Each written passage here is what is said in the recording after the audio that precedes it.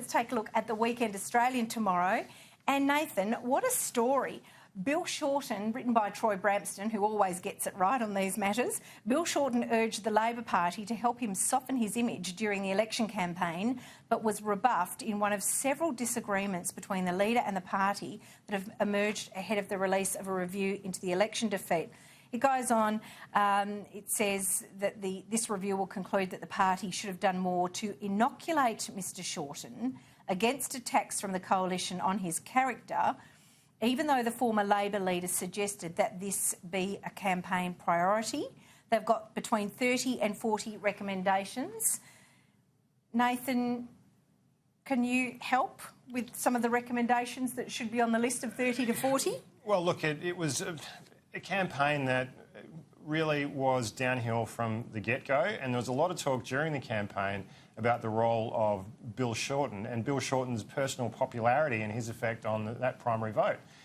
From where I sat and where I observed this campaign, I just thought the more he was out there in front of voters, the more his primary vote went down. I think that was reflected in the results.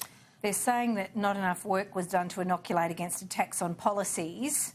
Well, how about that, Frank, that maybe the policies, what was it, 45% emissions reduction by 2030 and 50% renewables, I think, by 2030, and the electric cars. And I was on Talkback Radio, I saw the reaction, but they're saying inoculating against attacks on policies and the rapid response via advertising and social media was ineffective. I would say if this is what they're taking from it, they've completely missed the mark, because I saw the instant reaction from people who just didn't like the policies. What's your take on this front page, Frank? Yeah, well, that's right, Jade. I think just Bill Shorten, at the end of the day, he just didn't have that popularity.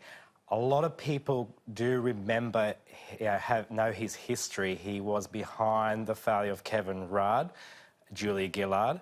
A lot of people do remember that. We also got during his policies, no one really knew what his policies were.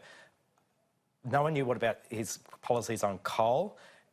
There was questions about the franking credits, negative gearing and these tax charges. No one knew exactly what they were voting for if they were going to vote for Bill Shorten. Well, we've just seen footage of Bill Shorten jogging. I would have said one of the recommendations would have been don't jog on camera, but that's just what I heard from people. I could remember someone ringing the radio program was hosting and saying, "Why is Jane being mean to Bill Shorten?" I just thought, Nathan, that's what I heard everywhere I went. It was just the stuff that people pick up on, that punters just see and don't forget. Well, oddly enough, that was a real prominent part of his campaign. Every time he came to WA, he would make sure the media were there getting photos and footage of this. I'm not exactly sure why, maybe to show that he was vibrant. Sure. But let's look through the review. So they're saying the policies were wrong, they weren't sold well, there was problems between the leader's office and party office. Really, you got 30 or 40 recommendations. Underlying all of that is the reality that this entire campaign from Labor was broken. We knew it on election night, of course. We didn't know it so well beforehand. But look, it's just it really must hurt for Labor, I think. Yeah, and there are some terrific people, and I know you're now an independent journalist at WA Today, but you're an ex-Labor staffer, and I've spoken to a lot from inside the party, and yeah, it really did hurt them.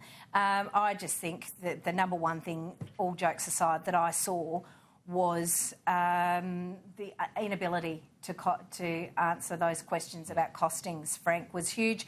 And the other point they're making here is the Australian last month saw those notes and said that the Labor blue-collar base is deserting the party, which follows on to frontbencher Joel Fitzgibbon, who's mentioned in this story. He's called for the opposition to adopt the government's 28% cut below the 2005 levels when it comes to emissions. It's interesting because that was one of the things that is also on the front page with the TWU tomorrow. But what do you feel about that as a policy? Yeah, I think Labor should take any recommendations they can right now, particularly with the climate policies and targets. The Labor Party is the working class party, and you're talking about people who work in the mining industries. their targets that they went to the election with were just unrealistic. And the people who work in these industries, you know, if these targets were to happen, they would all lose their jobs. There wouldn't be any jobs for these people, particularly in the mining industries.